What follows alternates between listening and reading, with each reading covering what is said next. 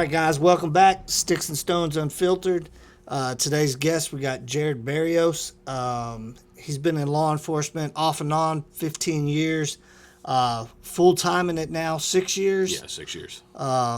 And we've run into each other kind of in the training aspect, Yep. off and on, Yep. different places. Yep. So I'm glad you came down, brother. I appreciate it. Oh yeah, no problem.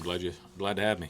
So, law enforcement wise, what made you, what got you into law enforcement?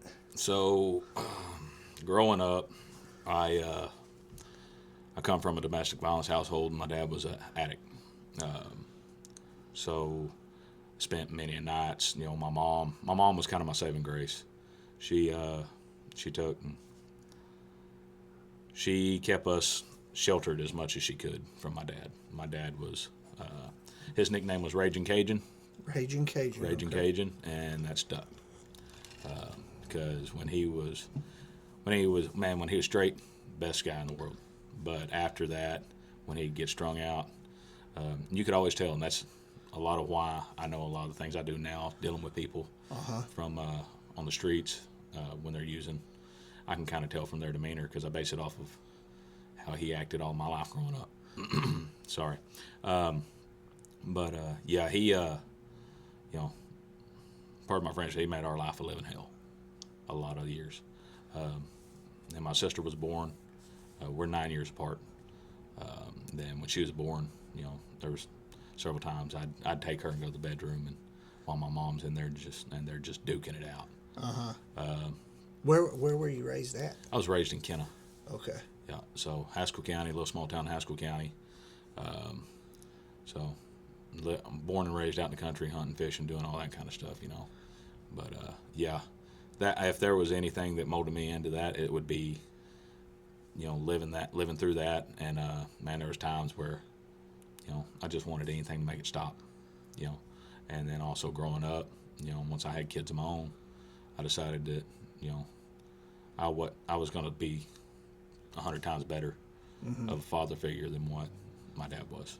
Yeah. Now, don't get me wrong, I love my dad to death. And, you can't choose your family, but yeah, it was definitely a struggle. Yeah. So, but that's why when I go on calls or something, if it's domestic violence related, anything like that, I see a lot of officers, and I'm not downing anybody, but I see officers, we get in the routine of things, I was just talking to some advocates at a domestic violence training I had a couple days ago, but about this. Officers, we develop routines, right? Yep. So once we start this routine, once I get on a domestic violence call, I have to go away from that, right? Because based off of that, I know we're kind of going down a rabbit hole, but No, we can get down there. based off of that being a domestic violence call, I take it really personal, and I change my whole demeanor on how I approach it, just because whether the victim be male, female, or whatever they want to identify as, especially with kids, that tugs at me because I take it personal. I know we're not supposed to in this job, but I want to. It's hard not to It's if hard you were not to. raised in Yes. that situation. Yeah. So, yeah, that has really changed my outlook on going into this job. We can get into that more as we go, but Yeah. Did you have any, when all that was going down, like, did you ever have any officers that, like, stepped in? I did. When you were young? I did. There was two or three, a couple of them. Well, actually, I think all of them still in law enforcement. There's one that he actually trained me at CLEAT in a few aspects. But That's kind of cool how it's full circle, too. yeah, it sure is. Sure is. And, and even as I was growing up, some of those officers, still they would take me under their wing, kind of, that I wasn't old enough to go ride with them or nothing like that. But if they was doing something and I was close, they'd say, "Hey, come over here." Yeah. That was back when law enforcement was a whole different ball game. Yeah. But yeah, now you got so much liability. Yeah. But yeah, those guys. One of them's actually the undersheriff of Haskell County right now. Okay. James Collins. Okay. So he's a really good guy, and he showed up numerous times.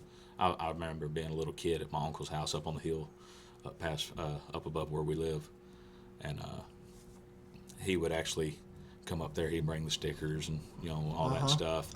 He'd give me his handcuffs and his badge and deputize me, and as a little kid, So during all of the chaos, that really made me feel like I needed to go that direction. Yeah. You know what I mean? So I think officers sometimes they underestimate the impact they have on these children too. Like absolutely. Because you got some that will go out of their way to interact with the kids, and then some that, hey, whoever's influencing them that day, they go with, and then you got some that just they don't want anything to do with kids. Yeah, no, that's. But it's PR now is such absolutely. a huge thing. Absolutely, and I try to do my best anytime with any kid I interact with. I want the kids to say, hey, Mom, there's a cop. Dad, there's a cop. I want to go talk to him. I want that. I don't want, and one thing that burns me, and I can say this for just about every officer I've talked to, is when you see a parent with a kid and they tell their kid, if you don't be good, he's going to take you to jail. Yeah. Don't do that. Right. We want them to trust us, So, yeah. I mean, that to me is one of my bigger pet peeves. That starts putting a bad taste Absolutely. in somebody's mouth when there's no need for it. Absolutely. I think people sometimes it's not really, we're not disciplinarians. No. We're just there to stop a problem when it's happening. Right. So, yeah, I don't like that either. When mom or dad's like, if you're not good, they're gonna take you to jail. Yeah. When you're walking into Walmart or going somewhere, or especially if you've got somebody in cuffs and you're going back to the patrol car. And it's like, this isn't a bus. We're not taking everybody. Only criminals. Yeah. And another thing that and that's an officer from Ada PD. He taught a domestic violence class, and he said something about a kid, and I'm just going to touch on what he said. He had arrested a parent, and a couple weeks later, he run into that parent or the dad's wife and daughter, and the little girl asked him, said, "Are you the one that took my daddy to jail?" The mama said, "You take bad guys to jail." He said, "Well, I am the one that took your daddy to jail, but I'm not." How was it he said that? He said, "We don't take bad guys to jail. We take good guys to jail that make bad choices." So, to me, that's stuck. Because, everybody's human. Everybody makes mistakes. Yes. It's the ones that choose to keep making them that, Yes. Yeah. I don't know any police officers out there that are perfect either. You know what I mean? Absolutely. So I think a lot of times the difference between someone going to jail and not going to jail is just the fact that they didn't get caught that day. Absolutely. And nobody's in a perfect straight line. No, not at all. Not at all. So So it's but nowadays the public expects that perfection of in uniform and out of uniform. Yes. Yeah. Yeah. So that's one of the things they told me is, you're on duty 24/7 whether you realize it or not. Yep. So, and man, that takes a toll on people too. Yeah, because if something happens and you're out of uniform, you're the first one they're looking to. Absolutely. It's about your better stop this issue. In my hometown, I don't have any jurisdiction, whatsoever. There was a little instance happened across the road from my mom's diner, and this has been a couple years ago. Little incident. There's two women arguing, and one of them looked across and seen me and said, "You better get her." I'm like, "What am I supposed to do?" Yeah. So I just go over here like, y'all knock it off. Yeah. Yeah. But it worked. But that's all. I was acting as a civilian, Right. because I don't have no jurisdiction there. I would still be covered under blanket to hold it until they got there, until the correct jurisdiction did. But, nobody do a felony right here in front of me. Right. It's like, man, I'm at home. Right. Right. I'm just trying to enjoy my day. Yeah. So education-wise, to get into law enforcement, what did it take for you? Like, what was the path for you? So, just basically, I started out, once I graduated high school, I went to school at Kenna up until my senior year, and then I got on this back before online school was really a thing. Right. But I actually, like I said, go back to that whole nobody's perfect. I got into a fight. My mom had been having some current issues with the administration of the school. My mom was on the school board for 10 years there. And her and the newly hired superintendent, I won't mention any names, Yeah. had been having issues. And that, you know how they say, it rolls downhill. That's what happened. Buddy of mine had got into a fight the last day of our junior year, got suspended the first 10 days of the school year. Okay, well, on his junior year, he got in a fight, and on the last day when they suspended him the first 10 days of school of his senior year. Okay. For it. So, and then that's a good way to start the senior year. Yeah. So, and then I come to school, and me and this kid get into it, and I get into a fight, and I get suspended for 3 days. So, first football game rolls around, he gets to play, and I can't because of the attendance. I'm like, well, how does that work? Right. So I'm like, all right. So at that point, I'm like, and I regret it, but I did. I missed my whole senior year. I just jumped online, Okay. took online classes, had enough credits, and graduated early. I got you. Once I got my my diploma, I started working at Haskell County in the jail. Worked there. My dad was actually a trustee there when I was there.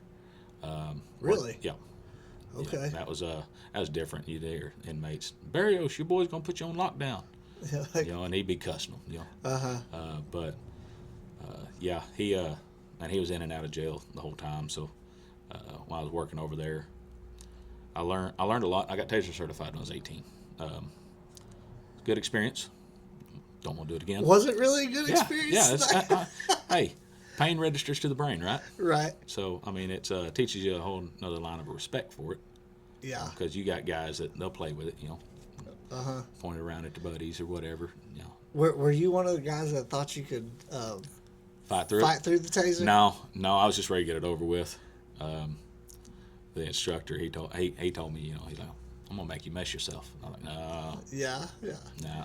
It's a long 5-second ride. That is a long 5 seconds, and long 5 seconds. Yeah. I had control of my arms because I could punch the ground because that's what I was doing. But I couldn't, other than that, from my mid-abdomen down. No. I didn't have control of anything. I mean, I didn't mess myself or wet myself, but I was. They kept saying that's what we're going to make you do. Yeah. Just an intimidation factor. But. Yeah. I was just strictly locked up. There was, if I was meaning to run or fight, I wasn't going to do it. Yeah. I was not going to do it. No, I've seen it where it don't work. Yeah. And me personally, at the department I'm with now, they've issued me one. It stays in the back of my car. Yeah. Because I've developed a mindset that a lot of officers have become dependent on that. And sometimes when they don't work, we anything that messes with our OODA loop. Yes. So you pull that taser out and you got an aggressor coming at you. You pull your taser out and it goes spat, but no darts come out and it's not effective.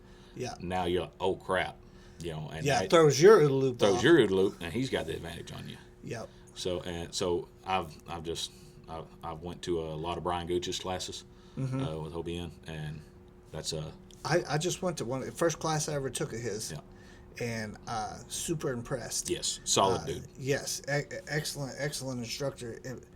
When I went to, and you know how it is when you teach. Sometimes like you're a little closed-minded when you get someplace, and I was guilty of that when I went. I got real open-minded about 3 seconds in the class, and I'm glad I got open-minded, and I learned a ton in that class.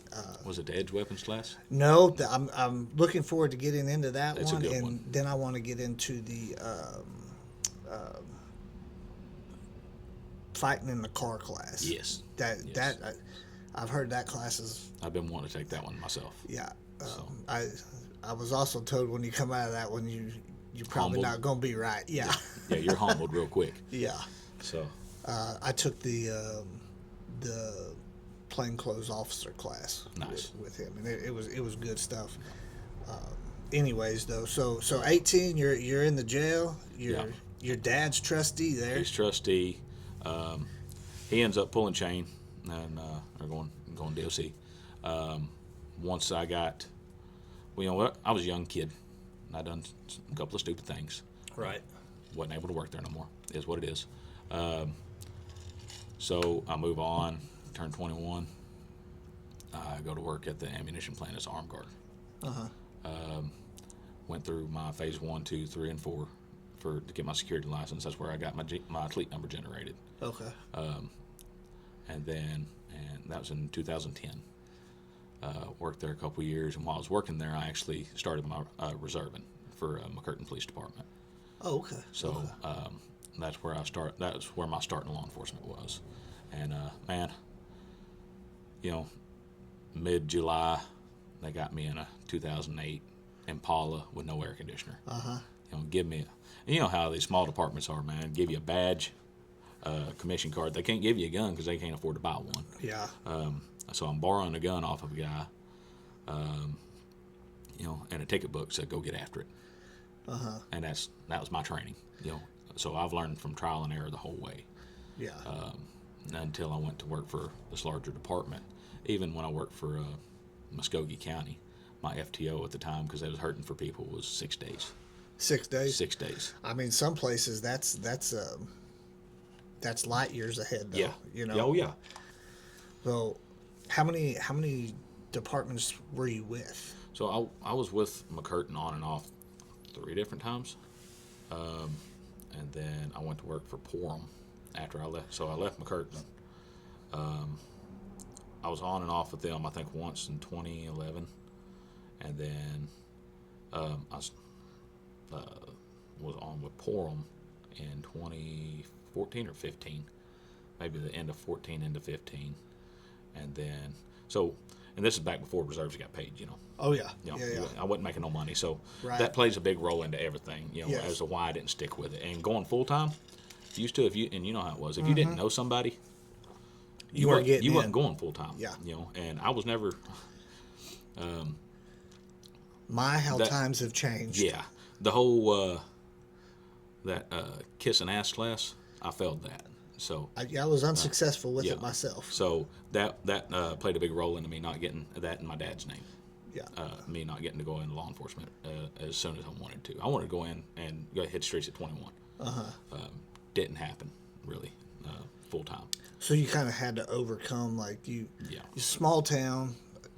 I mean, smaller than where we're at here, so everybody knew your pops. Oh and yeah. Then, Oh yeah. And I'm telling you, when they got a call that said Randy Barrios, they'd send 6-7 cars loaded. they knew it was about to be a rodeo. They was coming deep. Yeah. Because it's going to be a pursuit. It's going to be a fight.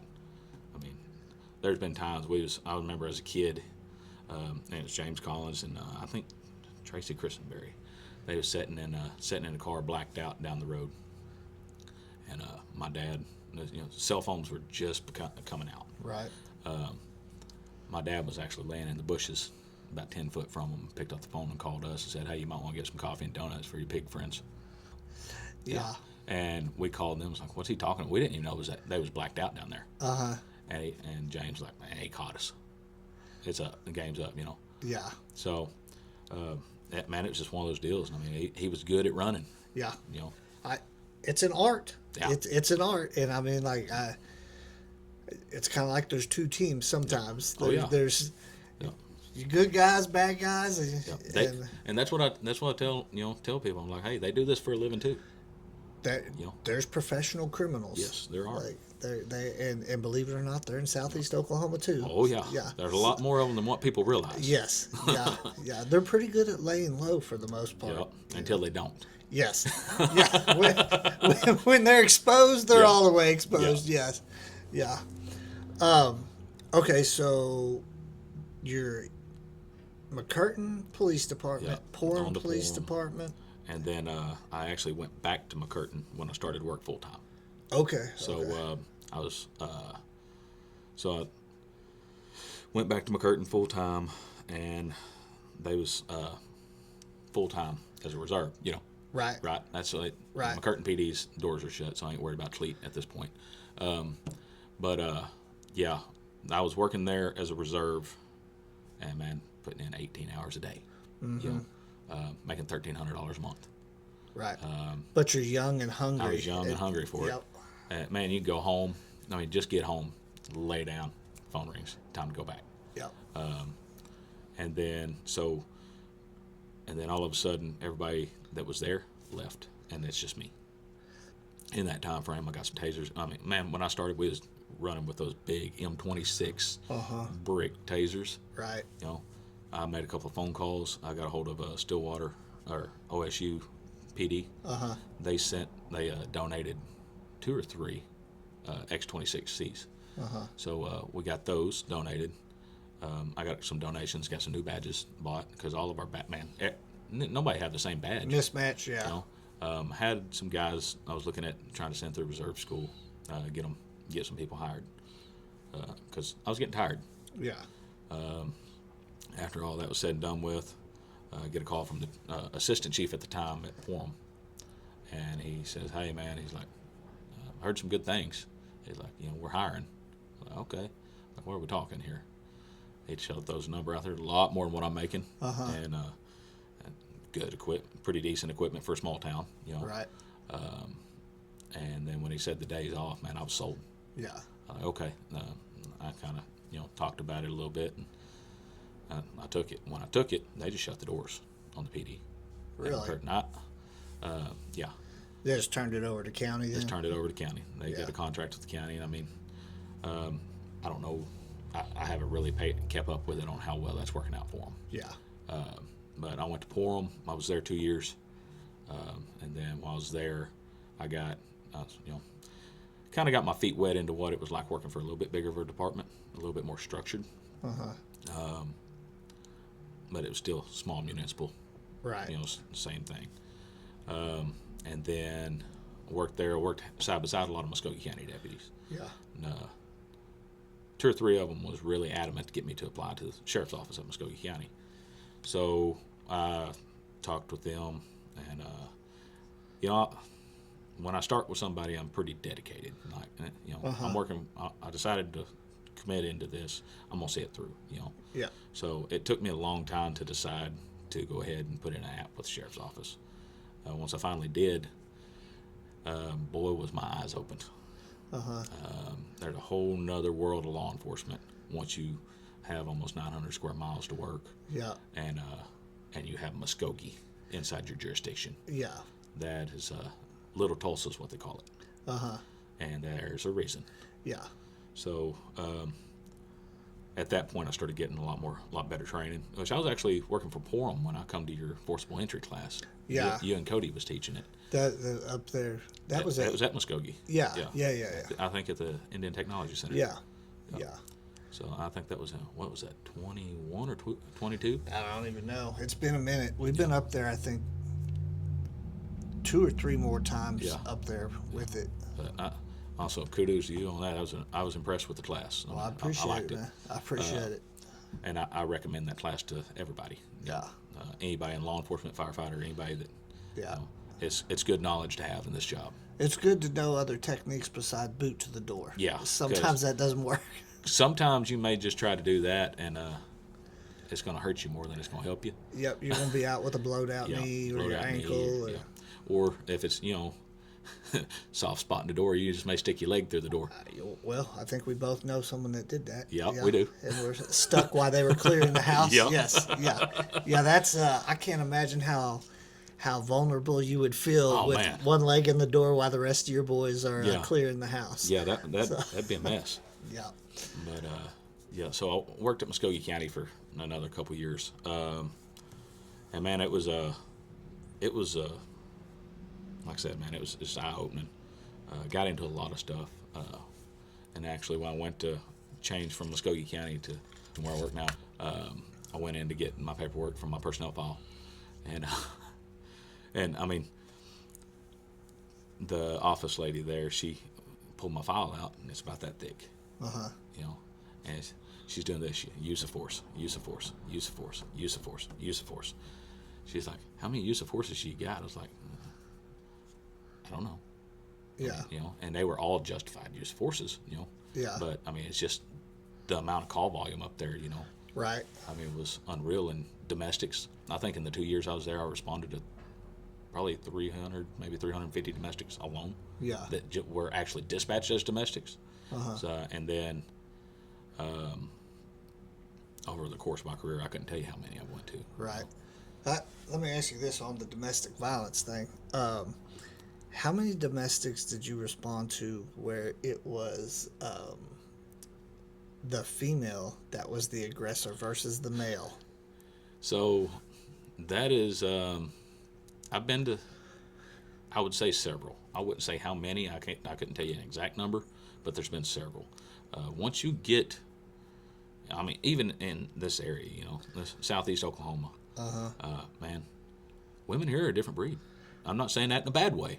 I agree. I know women that will stand up and I mean go toe to toe with a man and don't care. Square up. Just straight up, square up. Let's get it. And win sometimes. Yep. And win sometimes. That was my friend's wife, one of my friend's wife, she's bad to the bone. And I would never want to fight her, and she would square up in a heartbeat. Oh, yeah. And she's little. With that question in mind, remember that on that one question you told me to be thinking about when we get to that part. That's probably going to be mine.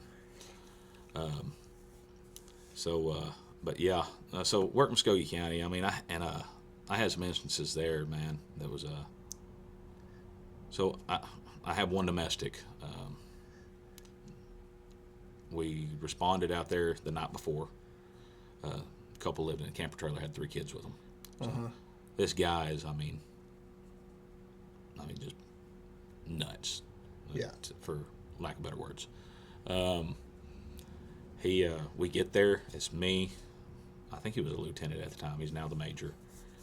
We get there, and then 3 other officers show up. Well, the other 3 officers, we knock on the door. She comes out. The call come out from her friend. Her and her friend had a safe word that when it was getting bad, she would text a safe word to him. Gotcha. Safe word stays in my head. It was monkey. Whatever. Right. The reason be, she had texted her friend this safe word, and she called us. When we show up, we get her out. He stays in the camper, and she is adamant. Y'all can't go in there. Y'all can't go in there. It's not going to be good. Don't go in there. This isn't the way I had it planned. I got a plan. I got to get out of here. We're begging this girl, like, hey, we can help you. She don't have no visible marks at this time. So there wasn't really a whole lot we can do. Anybody that knows the justice system, if we don't see nothing that we can, if there's nothing we can see, and she's not willing to give us anything, well, what do you do? Felt real small driving away that night. The next day, I just got off the phone with another officer that was on shift with me, and we was fixing to go eat Tacos La Tia there in Muskogee. That's where we was going to go. And the call comes out of domestic brags. So I'm like, okay. So I take off, pick up the phone, call RP. I'm like, hey, what's going on? She's like, she texts me safe word, same people. She texts me safe word. She said, she texts monkey, he's fixing to kill me. I'm like, okay. And we get up there, and as I'm getting close, we staged up at the Bragg's grocery. That's what it was, like a convenience store there. And it's me and once I got 2 other officers, we rolled on out that way. Well, I'm on the phone with her, and I'm like, where are they at? She's like, his brother and sister took her out of there in a car. I'm like, okay. And she said she was going to her dad's. Okay. Well, and then all of a sudden she says, she's here. I'm like, she's where? She's like, she's here at my house. I'm like, okay, what's your address? She tells me. I get on the radio, tell everybody else. We head straight there. So, and I can hear her in the background. I think he broke my arm. She's screaming bloody murder. And she said, I want him in jail. Like, okay, cool. Now we're gonna have some cooperation this time. Get there, and there's several of us start rolling in. And this guy's native Cherokee, with the McGirt thing. I went ahead and contacted Cherokee Nation, had them on standby. We had a few of them coming, and I'm sitting there getting a statement from the victim, and this guy, there's Bragg's America, there's people sitting out in the yard drinking beer, right, in lawn chairs. All of a sudden, you hear a loud truck, and she says, "That's him." And in the house she went. I mean, nope, like I lost her for now. And about that time, it's old, beat up. So you remember watching Lone Wolf McQuade? Yeah. Chuck Norris, that old Ram Charger that he drove. Yeah. Well, it was about that model, and it was white and dingy like that, but it was a truck. Okay. His truck comes pulling by, and all these guys sitting out there drinking beers, like, hey, that's him. I'm like, okay, well, about that time, my lieutenant at the time hollered, hey, stop. Well, he just locks it up. So I take off running out there to him. I get on line, and she had told me he has a 44 mag pistol, revolver. I'm like, okay. So at this point, we don't know what's about to happen. I run out there. I draw down. I come up beside him. I get on line with him, and I'm like, hey, I'm on your left. Come up there, and this guy starts coming around the bed of his truck, and he's got that 1,000-yard stare just staring at us. And I'm screaming at him, show me your hands. Show me your hands. And his hands are down. He stops before he breaks the bed of the truck, about where the tire is. Still can't see his hands? Still can't see his hands. About that time, he turns to go back and starts leaning into his vehicle. And I'm screaming at him as I'm taking the slack out. And, I mean, it went to my mind right then. I said, I'm fixing to have to kill this guy. And he looked up, and we made eye contact. I mean, we're 30 yards apart. Yeah. And about that time, he breaks and runs into the timber. And I could see his hands. He didn't have nothing in them. I holstered, go to chase him, my lieutenant. I wished I'd have said I didn't hear him, so I could have caught this guy. So he wasn't that fast. He hollers, don't chase him, get cover. I'm mad at this point. I'm like, listen, we could have ended this right here. Right. But we get back up there. I'm not insubordinate. So I come back, and we get a shield, get TAC team out, all that stuff, put a drone up. Which takes hours. Takes hours. Yeah. He's gone. Long story short, he gets out. He slips out. We got guys there getting perimeter, but, I mean, we're bringing in deputies from all over. Probably I wrote probably the worst PC I've ever wrote while on the scene there. I called Cherokee Nation prosecutor. She sent me an email to the judge, and because we was going to need a warrant. I got a search warrant waiver for the house, or the camper trailer, because we was thinking he'd go back and barricade, because she had told us while we was talking to her, that's how come she didn't want us going in. He had already barricaded up against the door and had all of his guns laid out on the bed of the camper. They'd rather for the final show. And that's when I called Cherokee Nation, got them involved. So I went to SWAT school through Cherokee Nation. Oh, you went through that? Yeah, I went through their SWAT school. So I got some connections over there. A lot of the guys. Still got a friend over there. He calls me all the time. Man, you ready to come to work over here yet? Yeah. Man, I'm happy where I'm at, bro. I am. Yeah. I love work. Best job I've had. I mean, and I don't foresee myself going anywhere else. Yeah. They seem to just keep polishing their stuff too. Man, we're just steadily progressing. Yeah. And I'm not saying that just because I work there.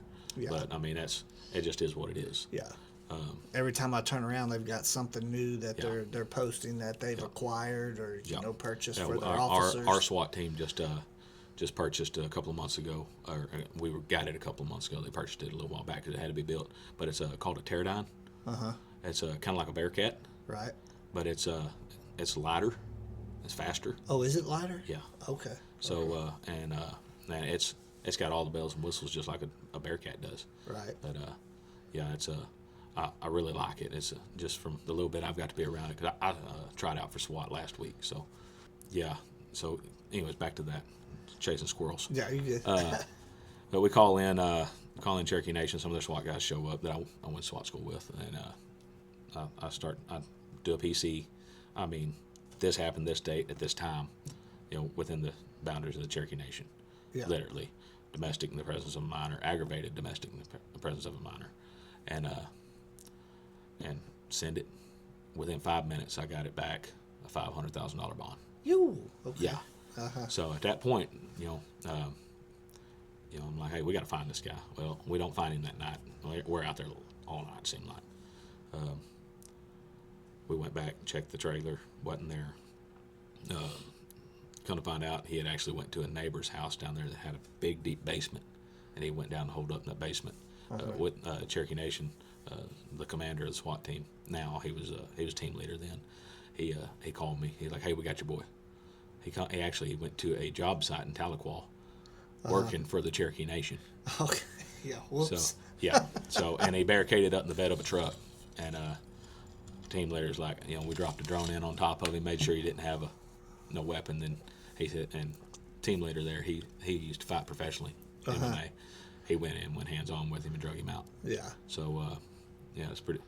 I was glad to hear that. So at that time, I had a PO ready to serve him. Yeah. I faxed it straight over to the jail, Cherokee County, and They served in PO there, and then he violated it 3 or 4 times while he was in jail by trying to call her. Mm-hmm. So, yeah, still remember his name, but I won't mention it. Yeah. You got those certain ones. You'll always remember them. Yeah, for sure. Another thing, while I was working in Muskogee County, we responded to this one house. I'll remember the address from now on. Responded there several times for domestic. You may know which one I'm talking about. They actually caught the guy here at Krebs. Okay, yeah, I know exactly who you're talking about. So I was there about a week before it happened. And I actually worked a case on him, filed for a warrant because he tried to stab his son on 4th of July. They was getting together for the 4th, and he tried to stab his son over a dog. And that was his thing. That was his MO. He always had that knife. They get drunk, drank a lot, and then he get abusive. So they, I see it come across my phone that homicide, found a female laying in the backyard. Yep. And I called lieutenant at the time. I said, he stabbed her, didn't he? He's a lot. And I kind of find out, I think it was like 44 times. 44 times. 44 times he stabbed her. Damn. And I still to this day, and I try not to, but when I've got a domestic victim, I will tell them that story. Yeah. You need to understand the severity of this, because domestic violence isn't something to take lightly. Yeah. It can escalate fast. And it's going to escalate. It's going to escalate. It's not going to get better. Yeah. So I tell a lot of victims, that's on the fence on whether or not they're going to leave. The woman from the Braggs deal, I think that was before that happened, but I actually got her out. We was actually able to get her out of there. She moved off and got her out of that situation, her and her kids. That's good. So that was like the turning point for her. She was like, that was the turning point for her. Well, good. That's good. I mean, that's a win for us, right? And then you go to the one at Fort Gibson. We had begged this woman to leave, and she kept saying, he never hurt me. He gets mad at me, but he'll never hurt me. Right. Man, they just he loves me. Manipulate the hell out of him. I mean, and that's what I tell people. It starts with manipulation. The controlling aspect. They may not be physical for the first 10 years. Working down here at Quinton, responded to a domestic here out in Pittsburgh County not too long ago. 2 70-something-year-old people. And it was an open 911 call, and you could hear the husband screaming at the woman, I'll beat your ass, and I mean, you can hear it on open 911. Yeah. So we get out there, he goes to jail. But even at that age, 70-something years old. She probably been doing that her whole life. Yeah. I mean, that's what she knows. Yep. That's what she knows. It's just another day to them. I'm like, yeah. I mean, domestic violence. It's hard for me to understand domestic violence as far as like how someone could put up with that. Yep. But I also wasn't raised with it. You know what I mean? It's different when it's a loved one or a family member. Yeah. It definitely is, because you're always holding on that little bit of hope that they're going to change. Yeah. I think it's like drug addiction. It is. You're like, man, maybe this is the time that it does, But unlike drug addiction, like, that shit just gets worse. Yeah.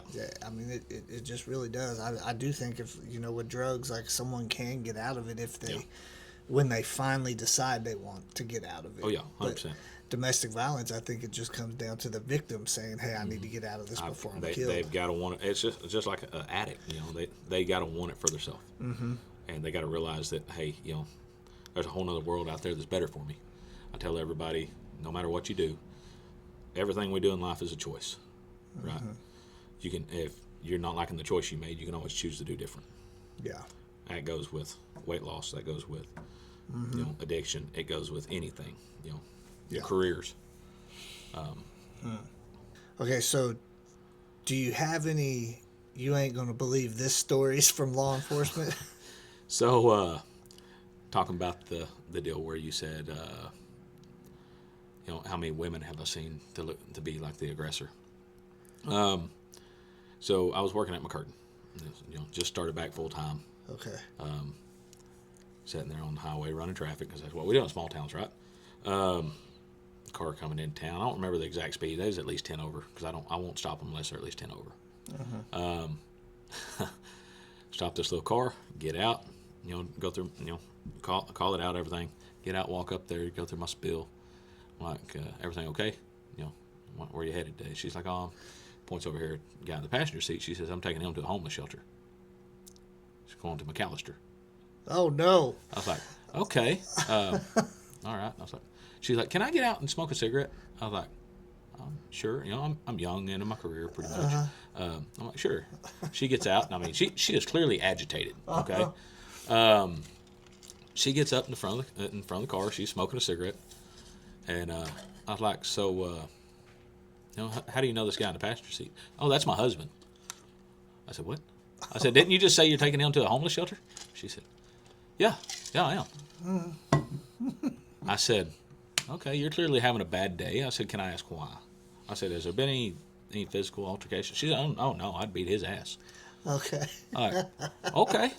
I said, so why? I said, can I ask why you're taking him to a homeless shelter?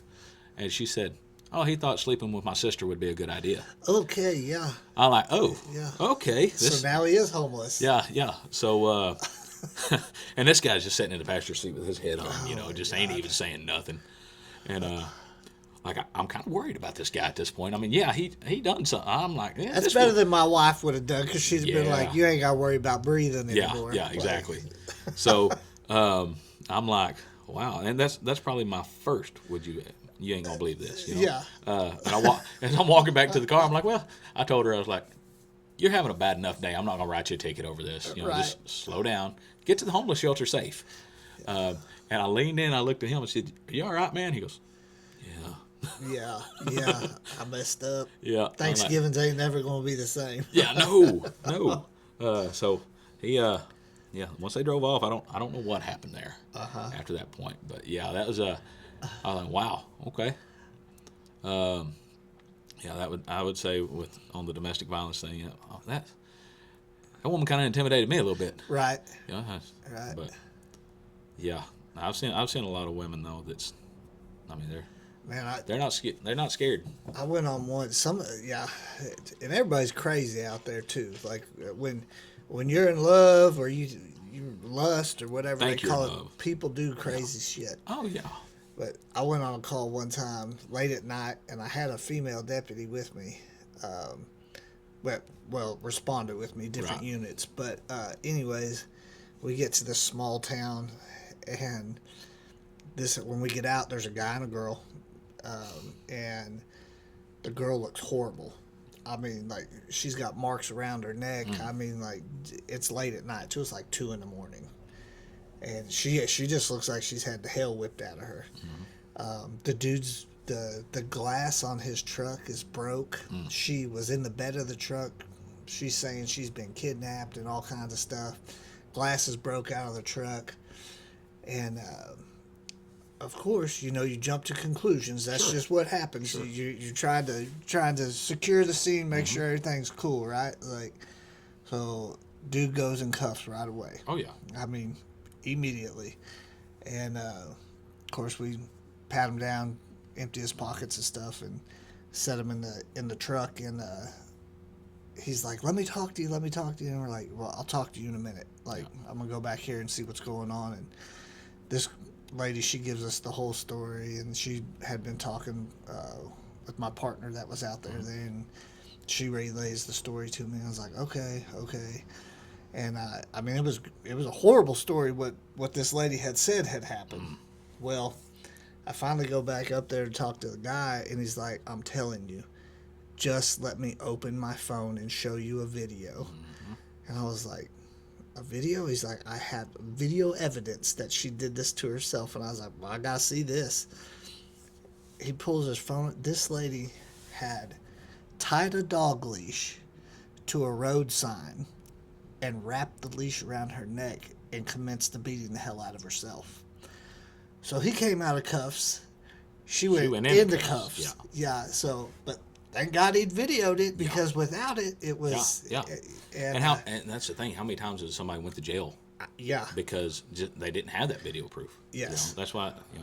it can go either way. Yeah, it's not just Nope. a male on female or female on male. Now, I do think the majority of the time it is male on female, just because dudes are bigger, and not that it's right. It's just it is what it is statistically.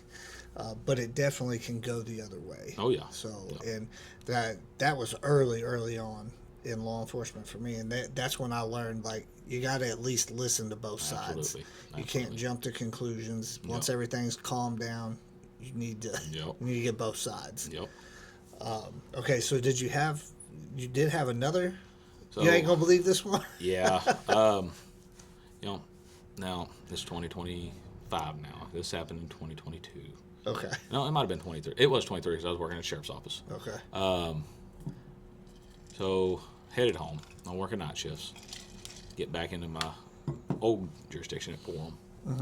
One of the deputies I was working with, we kind of all just got together, huddled up, waiting on time to go home. Basically, you know how it goes. Right. Like 30 minutes before end of shift. He makes a traffic stop on this vehicle, and we pull around there. I'll go back him on it, and there's a guy in the driver's seat, and he's got like napkins everywhere. There's a guy sitting directly behind him that he's taken to the hospital. And we're like, we just had that, you get that gut feeling they talk about. Something just ain't right. Right. So we have them step out. I think the driver actually come back with warrants. Okay.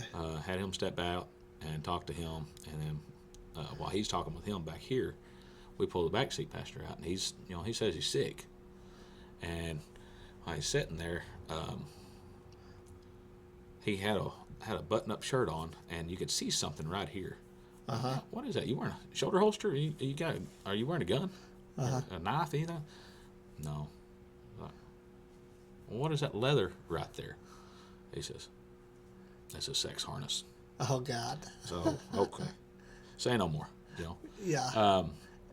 But yeah, they were. Is that what the napkins were for? Yeah. Oh my God. They were intimate partners, and he was just driving down the road. He was pleasing his partner in front of him. Oh yes. Okay. Yeah, so. Okay. Yeah. So I mean, hey, do you? Napkins everywhere. Yeah, and jergens. Yes. Shit. So yeah, you do you. I mean that, and I mean if I was to sit here and think, I could think of a lot more. Right. Yeah. When you asked me that question, that was the first the one at McCurtain with the homeless, or the guy going to the homeless shelter. That was the first one that popped in my mind. Yeah. And I was like, I'm just gonna roll with that one. Yeah. Done Thanksgiving, and now we got the dude. Yeah. In a harness in the vehicle. Yeah. I mean, well, so I know there's a ton more to you besides law enforcement. yeah. And I've followed you like on Facebook. I mean, really for years now. Since Right. you were in class, we started Yeah. following each other. When you were in class, how much did you weigh in class? Man, I was probably 275. 270, and how much are you right now? Stepped on scale this morning, I was 207. Okay. Yeah. So huge transformation, Yeah. right? Yeah. What brought that on? Like, So, what motivated you for this? I'd like to say at first it was law enforcement, but I'd be lying. Okay, so 2021, I was. I think that's about the same time I went to your class. Mm-hmm. I planned my first elk hunt out west, and I'm a big archery hunter. I like to bow hunt. You got a YouTube channel too. Yeah, I've got a YouTube channel, Breaking the Silence TV. Yeah, Breaking the Silence TV. yeah. Okay. So I took off, and we went to Lower Colorado, and never been there. Didn't know what to expect. It's the first time ever in Colorado. Mm-hmm. We take off, and I mean, the country out there, if you've ever been there, there's nothing flat. Yes. Nothing. Not even on top. Up or down? It's up or down, and at a very steep grade. So I'm out there, and I love it. I love it out there. I mean, I would live there if it wasn't. We'll leave that alone. Yeah. But I would love to live out there. But we're out there, and I'm going up stuff like that. This almost straight up and down. You standing there, and you can reach out and touch the ground in front of you. Right. So I told him, we stayed 3 days, and that was all I could do. How was your breathing? Oh, it just sucked. Cardio was I was out of shape all the way around. I was very round. Round, yeah. But you trip, you might roll down. Yeah. And then I get back. We go out there, and I'm like, while I'm there, I'm thinking, F this. I'm selling all my elk hunting stuff. I ain't never come back. Right. And I got thinking about it. I was like, you know what? It can be better. Yeah. So I come back, and I was still big, and I got in. This is where the law enforcement side of it, I guess, can tie in. I got into a foot pursuit with a guy, and he's a bigger guy, but he's a crackhead, Yeah. Vitamin M on board. Yeah, lots of vitamin M. They got all the cardio then. So, and this guy is known to run. Yeah. I bail out, chasing him, call it out. He's got felony warrants through LaFleur County, through Muskogee County. I think he had misdemeanor warrants through Muskogee County. He also had warrants through Forum PD. So, chased this dude. I should have been able to have caught him, I thought. No, he just, every time I'd see him, he was a long ways ahead of me. So I just getting further. that jump. And I'm like, I'm smoked. Yeah. This is BS, Right. And at that point, I'm like, all right, it's time to do something. So I changed my diet, started, I didn't really work out a lot, but most of it was diet. I did work out some. But while I was bigger, I didn't want to do a lot of running. It's hard on your knees. Right. I didn't want to. I did get down and start trying to do some push-ups. I still have trouble with my left shoulder over it. So I just focused on diet mostly. I started doing intermittent fasting, and I'd eat one time a day. I went on a crash diet. How was the intermittent fasting for you? The first couple of weeks sucked. Yeah. Eating one time a day, and I went a little extreme on it. I would go from, I'd eat. Working nights help because there ain't no fast food or nothing open hardly. Right. Especially in Porham. Right. Nowhere to go eat. Yeah. You can drive to Fiesta Mart in Warner, or Yeah. now Littlefield, whatever it's called. Or you can go to Love's in Weber's Falls. Yeah. And but I just got to where I just wasn't eating. Yeah. I'd eat once a day, and it was, if I did, 1,200 calories tops. Yeah. I basically You were on a crash diet then. crash diet. And I went down 2021 to 2022. I went to SWAT school in 2022. I was 235 at SWAT school. I felt amazing. So 40-something pounds 40 lighter? something pounds lighter. Yeah. Okay, so, and I felt amazing. I was looking back at it now, I was like, man, I was still a tubby. Yeah. Yeah. But so do all that, and then 2023 rolls around, and I started riding bulls when I was 12. And I was like, I'm gonna get back into it. Here I am, older. My brain's telling me I can still do it. My body's saying, don't do it, stupid. Yeah. Yeah. So Yeah. still does that from time to time. Yeah. So I'm like, I'm gonna get back into riding bulls. So I really cut. I cut down to 200 pounds flat. And but the problem is I would grab a hold of something I could normally just grab and move. Man, I was like, man, No strength. I lost a lot of muscle mass. Yeah. So now, and I'm working at the sheriff's office at this time. I could run like crazy. Right. And then, I gained some weight back intentionally. Right. I got back up to about 240. November of 2024, I started back in the gym. I went and got my labs done, checked my testosterone levels. My testosterone was at 215. Junk. Yeah. Yeah. The doctor called me. She's like, hey, it's a good thing you come in here. You're almost a woman. Kind of laughed about it. Yeah. Like, yeah, I knew, man, I just wasn't motivated. Yeah. I had trouble losing weight. High stress job, and that's what she told me. She said high stress jobs, heavy alcohol consumption, and we'll get into that later. Being up at night. Being up late at night. I work nights all the time. Yeah. And I've lived a stressful life. Honestly, I'm not asking for pity or nothing. I'm just saying. Oh yeah. I've lived a stressful life, and I've learned to carry it well. Yeah. But I would take and I would indulge in alcohol to kind of settle everything. Yeah. And man, after I started in November,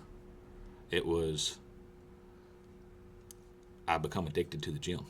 I started going to the gym, eating right, doing everything. So I went from 240 down to where I am now, which I kind of fluctuated. Once I went to Colorado, I ate like eating garbage, but We need calories for up and down. yeah. So in 7 days, I walked a little over 30 miles out there this year. But when I got back, I was expecting to have gained a lot of weight. I didn't gain that much back. Yeah. So this year when you went, how drastic was the difference from your first year? Oh, dude, it was night and day difference. So they had a couple of hunters that went missing in southern Colorado this year, which is a unit I normally go to. I went to a different unit the last 2 years, and it took them 5 days. But after 5 days, they found their bodies. Both of them's deceased. Two 25, 26-year-old males in really good condition. I'm like, man, something ain't adding up. Come to find out, I'm laying on a slope where I'd seen some elk come out. I seen them come out there 2 evenings in a row, and I went up there the third evening, and I sat there. And I come in from the top side, which is about 1,000-foot elevation drop, and it's pretty quick. And it's all gravelly, shelly dirt, basically, and oak brush. So I'm sitting there on my pack, kind of laid back under a spruce tree, waiting on these elk to come out. Because I was sitting there by this spruce tree, and they was coming out in between the two. That's why I used as markers, watching them from glassing. I was glassing them from about 1,600 yards away. Okay. And got up there. Well, up there you don't have real good phone service. I got good phone service there, so I'm scrolling Facebook, and I see it's about 3 o'clock. I see the coroners. They released a coroner's report. These 2 guys was struck by lightning. Yeah. I'm like, man, that's tragic. Yeah, I remember reading that. So, and no joke, it's literally not long after that. I look up and here's a thunderstorm rolling in.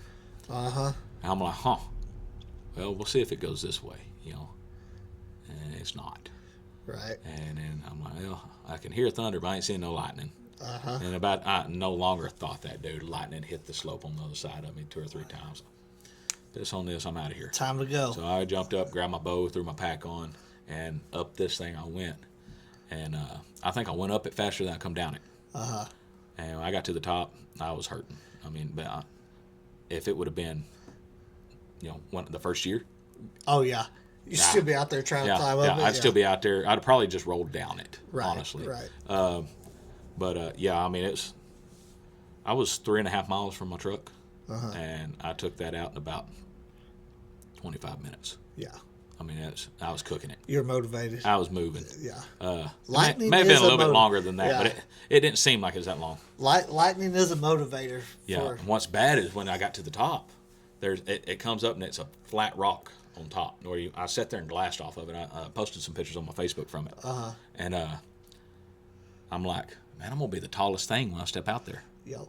I'm like, I don't like that. So as I come out of the trees to where the timberline, I stopped for a minute because I got a lot of trees around me. I stopped right there, and I'm like, I'm going to catch my breath for just a second. And when it was time to go, it's about 50 yards on up to it, and then another 75 across it. And then you get into the timber again, dropping off kind of. And then I hit it's an old logging trail. Took that logging trail back to where I'd come out and went back up to where I had my truck parked. So, but yeah, I beat the rain. It started raining on me right as I was getting to the truck. Yeah.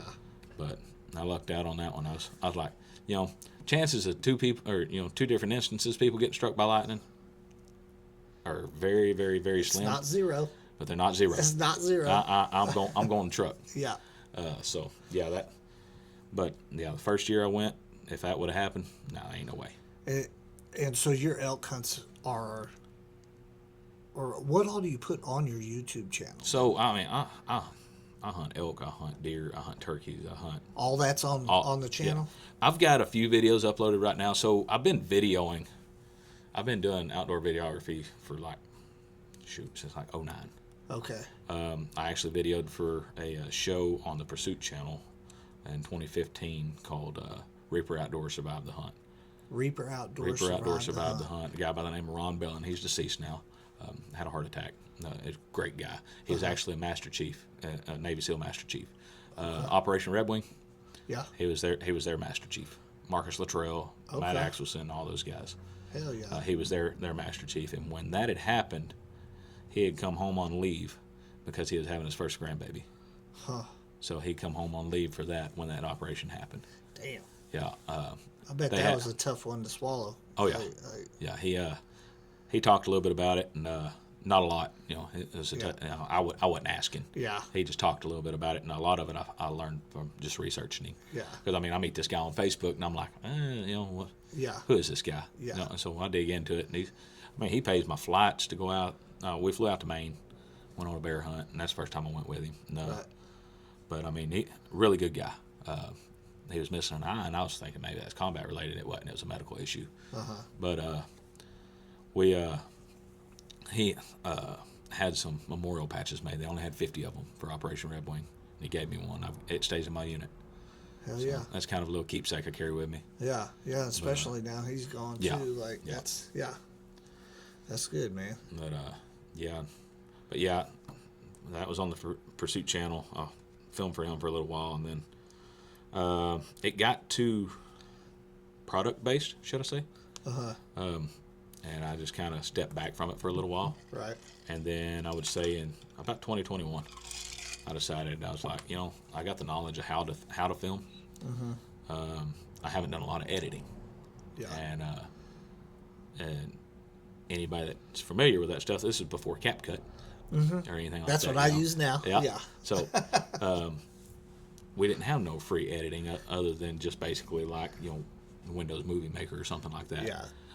So getting the money to purchase a good editing system and a good computer to do it, Right. that kind of hindered me for a little while because at first you got to have the footage before you can do anything with it. Right.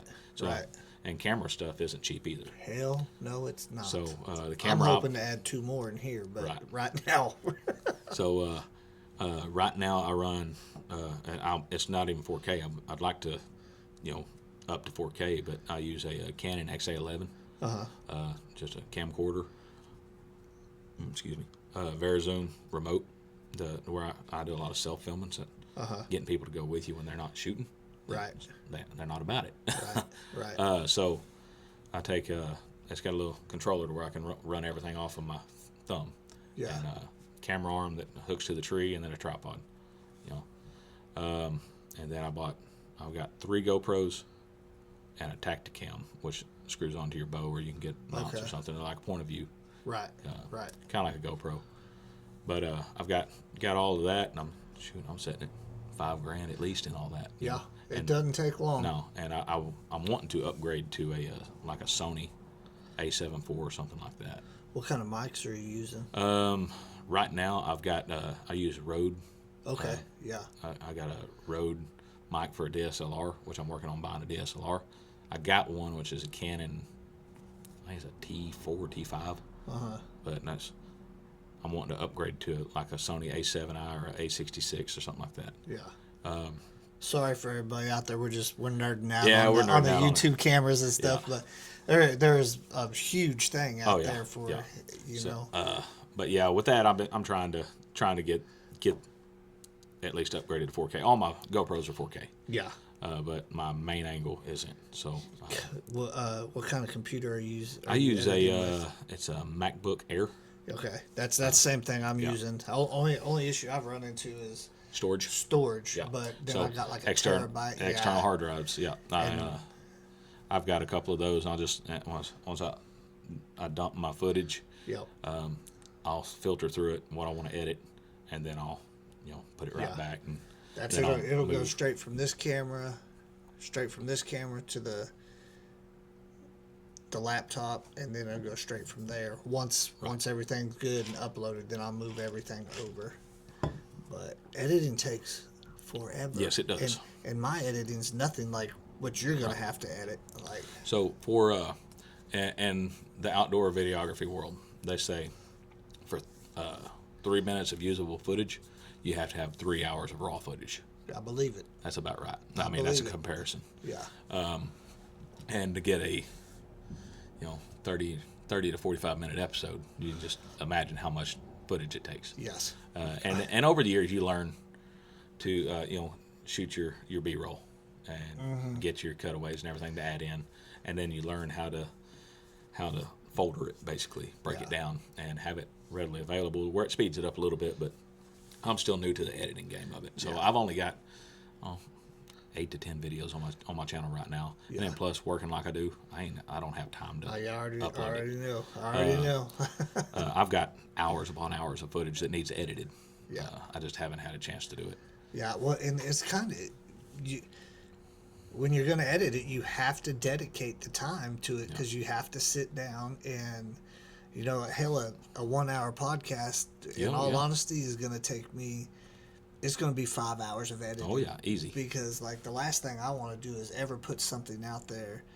Some guys are easy to edit. Yeah. You're going to be easy to edit. Yeah. But some guys like. They say some crazy stuff, and I'm like, "Hey, I'm gonna take this out if you're okay, because I don't want it to affect your current job or a job you may be trying to get." Right. Well, and that's the thing, I mean, you got to take into account, and that's why I told you when we was getting started. I started out. Now I'm used to talking on camera, so that helps. Yeah.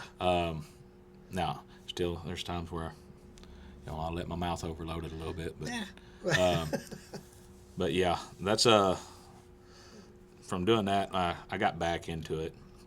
And I bought all my camera gear. I got a group of guys together. We was going to try to do it all together. But the problem is getting guys to want to dedicate to getting good footage. And so when it comes to that, everybody just wants to hunt. Yes. Okay, well, that's great. Well, when you're trying, so if I got a cameraman, I can get a lot better footage, a lot better quality. Right. If you want to put out good content, right, and everybody's, sponsors this, sponsors that. Don't worry about sponsors. If you put out good content, sponsors will come. Yeah. Did you find a cameraman this year, or did you have to do it all on your own? No. I took my son with me, and my daughter. They went out with me, and then kind of rotated on and off with them. My son, he loves to play his video games. He's not a big time hunter. He hates walking. They all do. He hates walking. Well. We'll tie something in here then. So, tell me. I know you made a post on Facebook about. It was a post on something you said. If you do these things, basically it was like a plan. Like, hey, if you're outside and if you're working out 45 minutes a day, and if you're eating, what was that about? So basically, I'd seen it. It's talking about. You want to eat higher protein, right? High protein, moderate carbs, and lower calories. I mean, try if you can try to balance those three, right? And cut out all sugars if you can. I mean, it's hard to do. Anybody, sugar is most people's addiction, right? It is my addiction. So everybody's like, but it all starts with. I mean, it's just the little things like modifying your ingredients that you put into your food that you're cooking for supper. Yeah. Instead of buying regular pasta, buy protein pasta. If you want to buy, if you want to make a pizza, and TikTok's great for finding recipes, Pinterest, things like that. I mean, it's all out there. Just research it. Are you like meal prepping now? I try to. Yeah. Okay. I have done meal prepping. Like when I get hard into a cut, which I'm fixing to start another 12-week cut. What's that going to consist of? That's going to consist of probably 1,800 calories a day, high protein, and hardly any carbs. How are you going to decide what your menu is going to be? So simplicity is key, right? Yeah. And a lot of people are like, I can't eat the same thing over and over and over again. Once you get the mindset that food is fuel, that's you've got to beat. Right. And everybody's like, well, I like this, I like this. Too many people take nutrition and they complicate it way too much. Yeah. Well, I want to, instead of doing regular noodles, I'm going to do squash spaghetti, and then they try it and they hate it. Hey, squash spaghetti's pretty good. I mean, no. Right. I mean, yeah. Some people's like, yeah. I know what you're saying. Yeah. Or I'm gonna make this, and it's gonna, I want to make like sweets. The best thing I can tell somebody, if you got a sweet tooth, get some plain, fat-free Greek yogurt. Right. Just a plain, not the vanilla, none of that. Take you a scoop of whatever protein powder you want to use. Put that in it, put a few berries in it, and eat it. And call that good? Almost tastes just like cheesecake. I got you. I'll have to try it. And that's if you like cheesecake. Some people's, they're like, oh no, that don't. But Yeah. after you do this long enough, your taste buds start to change. Yeah. If I drink any kind of soda, any energy drink, whatever, it is all sugar free. Right. I couldn't tell you the last time I drank a regular soda. Alcohol, I was big in alcohol. Yeah. I used to drink. When I say I drank, I mean I was too. it was. I had a problem with it. I yeah, mean, I did. I did too, and it cost me a lot of problems with my family. But I got to a point in my job to where, that's the only thing that take your mind off what's going on in your mind. Yeah. You know, It's a release, like, and you hate, or I hate to say it now that I use that as a coping mechanism, quote unquote, or whatever, but like getting lost for a couple hours in that buzz was something where I wasn't worried about. You're not worried about nothing BS. else. Yeah. Yeah. Now, I didn't go to work. I didn't go to work affected or anything like that, but like work was darn sure affecting me. Yeah. So, Yeah. but I'm lucky. I just don't even have that job anymore. So it's worked out well for me. So I mean, and there's things that we see in this job. And we talked about the whole mental health thing. There's things that we see in this job that it's hard to bury it. It's hard to put it in the back of your mind and just keep going. And we're men, right? We don't talk about our feelings. Until it'll either eat us from the inside out, or we just completely break down. Yeah. And a lot of officers I've seen, they use alcohol as a coping method. Yep. Alcohol, and as bad as I hate to say it, adultery. A lot of officers. I know. That happens in this field a lot. I think that in first responders in Yeah, general, first responders in general. alcohol, and sex. Yep. That's it. Like that, and that's two great ways. Not great. I'm not suggesting it, but that's two ways that your mind is off of something. Yeah. Oh yeah. So at that, I got to the point where I wanted my health to be where it needed to be. I got tired of looking at myself in the mirror. Everybody, I hear people say all the time, "Man, I wish I had your motivation." I tell them my exact words. I don't wish that amount of self-hate on anybody. And I mean, I was miserable. Yeah. And you can't bend over and tie your shoe without feeling like you're about to pass out. Yep. You can't do things physically with your kids, your significant other, your spouse, whatever it might be. Yeah.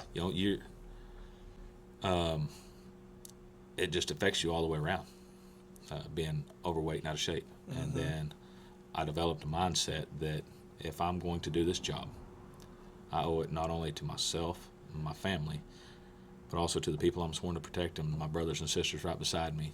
Yep. To be able to get out there and be effective. Yeah. If I just chase somebody 500 yards through a field, and now we're fighting over my gun, Yeah. and You're gassed out. I'm gassed out, and I'm waiting on my partner to get there. Well, if my partner is, not serious about his fitness, Yeah. by the time he runs to me, he's no good, or he or she, whatever it might be. Yeah.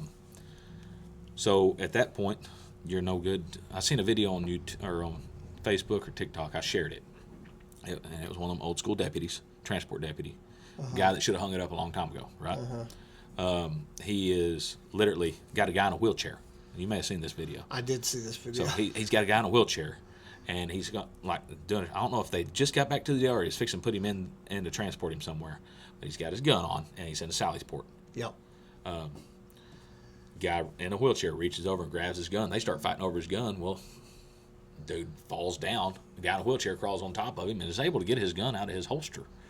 And the guy can't even set up to try to swat him away, And only thing that saved that deputy's life right now that he's not on that, is the end of watch poster is his partner that will come in and shot the dude. Yep. That's the only thing that saved his life. Yep. At that point, if you don't have the grit in this job and you don't want to focus on fitness and doing what you need to do, then go hang it up. There's no shame in it. Yeah. It's not for everybody. Yeah. Go hang it up and get you a 9 to 5 to where the chances of you not making it home are just your transit to and from work. Yeah. Yeah, because I mean, even the simplest job that you don't think is going to turn into a bad deal could turn into a bad deal. When are you going to start this 12-week cut? I like to say I'm starting it now, but I don't know, probably this weekend. Probably start it this weekend. I like to start my stuff. A lot of people like to start it when they go on days off. I like to start mine when I start back to work because I'm busy. What's your schedule look like November 1st? November 1st. Can you? That November 1st is like a Wednesday. No. I'll have to look. The 28th. The 28th. I'll tell you what we'll do. Okay. All right. I'll do your 12-week cut with you. But you got to send me the meal plan that you're gonna do. Okay, we can do that. And I'll tell everybody out there right now, I'm rocking at 238 pounds right now. Biggest I've ever been. I'll do your meal plan, and we'll get together, kind of figure out what kind of workout you're doing, and I'll do what I can do. Sure. Until I get some stuff, but and then so I'll do your cut with you. Okay. Yeah, I'm all about it. And then we can, if you're looking for a camera guy next year, I'll go with the camera. We can meet and talk about it beforehand in here.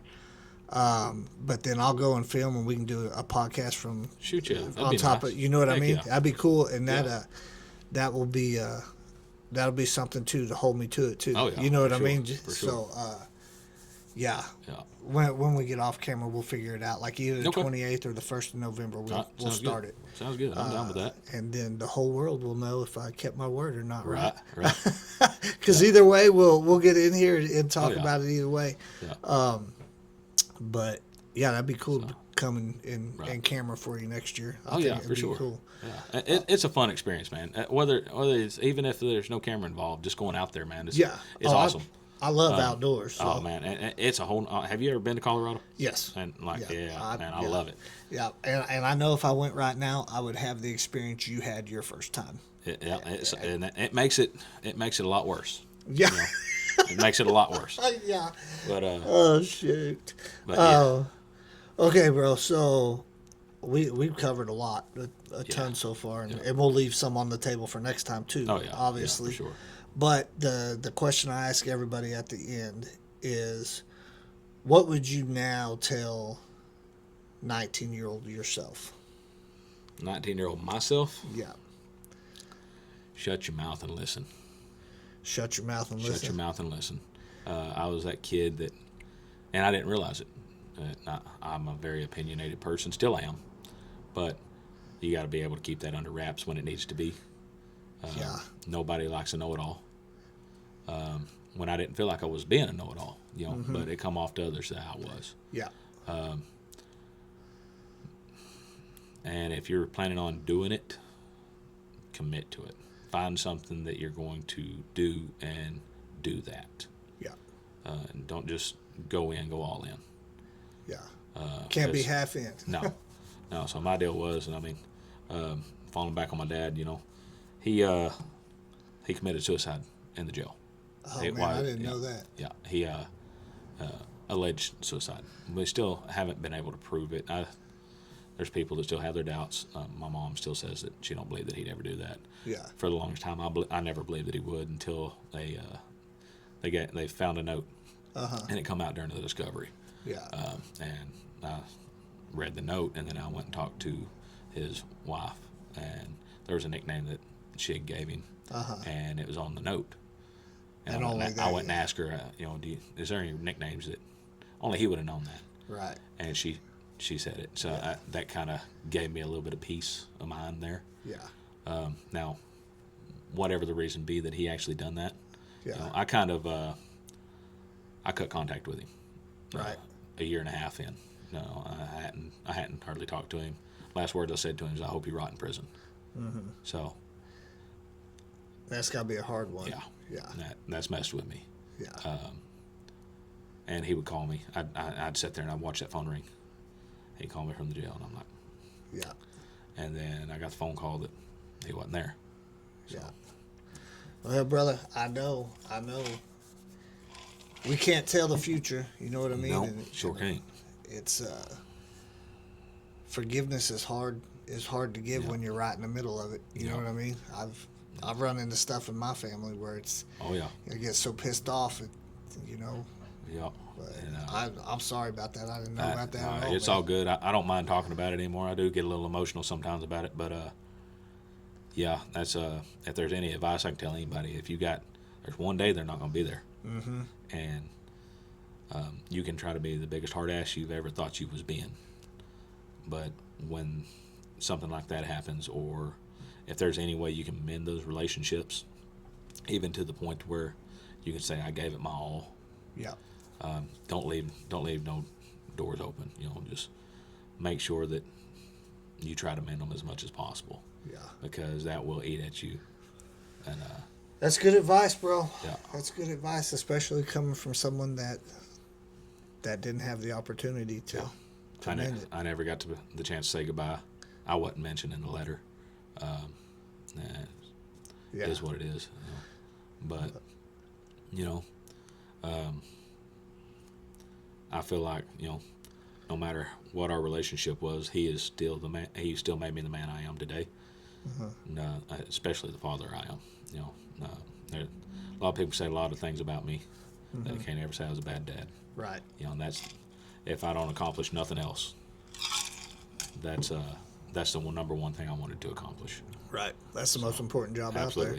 Absolutely. So. Well, bro, I appreciate you coming. Oh yeah, absolutely. Appreciate you having me. We're going to be in the mix now, though. Oh yeah. So we're going to have to be in communication, get this meal plan going. For sure. Figure out how to. I mean, I know how to make it work. I'm just going to have to do it. Right. Like, oh yeah, for sure. But yeah, we'll see. We'll see where this goes. Yep. So. I'm all about it, man. Anybody that wants to better themselves, whatever it takes. Yeah. You know? Well, I just think back to seeing in class when we first met. It was just like the change from then to now is drastic. Right. And also it's the mentality from then to now too, though. Yeah. Because Yeah. and recently we ran into each other on the street, yeah. doing a little jig out there. Yeah. And it was good to see you. Yeah, and I was impressed. I hadn't seen you in person in years, you know. So it was good to see you. I'm glad you came. Yeah. I've had a lot of people tell me they see me and I didn't even recognize you. You know. Yeah. You look completely different, bro. Man, I was a butterball. That's just all it boiled down to. That's where I'm at right now. You still wasn't as bad as what I was. Man, I was the biggest I got was 300, right at 300 pounds. Yeah. And I was working at McCurtain Police Department at that time. Yeah. I would eat biscuits and gravy and Dr. Pepper every morning. Hell yeah. A double. Yeah. You know. Breakfast of champions. Of the sumo. It's like sure. Oh yeah. And I mean that'll really swell you up. And then I never, you know, I was eating for dopamine, you know, basically. Yeah. That tastes good, and man, I love to cook. And it's a quick fix, but it goes away. Yeah. Yeah, that's what's horrible. If you're a good cook. Yeah, I'm a good cook, man. if you figured out how to make something you enjoy, it's a double-edged sword. Oh yeah, sure. Yeah, for sure. And I mean, and like I said, it all comes down to no matter what you do, you can go to the gym 6-7 days a week. Yeah. If you don't fix your diet, it's not gonna. You can't out-eat a bad diet. No. Nope. You know, you can't outwork a bad diet. It will. I mean, you're just going in there and you're basically lifting to eat. Yeah. You know. Yeah. I know people that do that. Yeah. And you know, and then you see these guys that's great genetics, and people say genetics don't matter. Bull. They do matter. Genetics matter. Yes, they do matter. You know, I come from, which on my dad's side, you know, we're Cajun. So, and all of my dad's family on his dad's side is from southern Louisiana. I mean, it's almost as far south as you can go. You can go 10 minutes, you're at the Gulf. Yeah.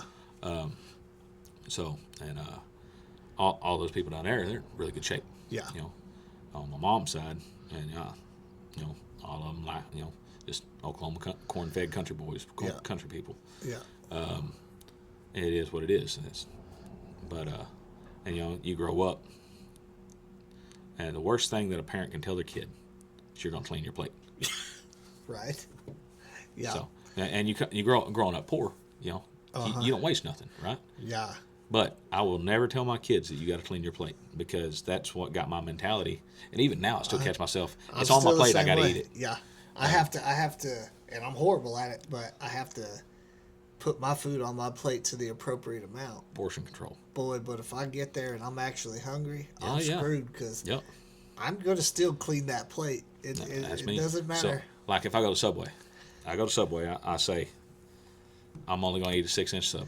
Well, if they're running a deal on a foot long, and I say, okay, well I'll buy the foot long, and I'll eat the 6-inch now, and I'll eat the other half of my Yeah. sandwich later. Well, that don't ever happen that way. I'm about to eat the I'm whole about to eat the footlong whole right sandwich now. just like that. Yeah. You know. Yeah, I'm the same way, man. But Well, brother, I appreciate you coming down. I know you're going to work this evening, yeah, I got overnight tonight. so I do appreciate it for sure. Hell yeah. Guys, I appreciate you tuning in again. Sticks and Stones Unfiltered. Please like and subscribe. And if there's anybody you guys want to see, comment down below and let us know.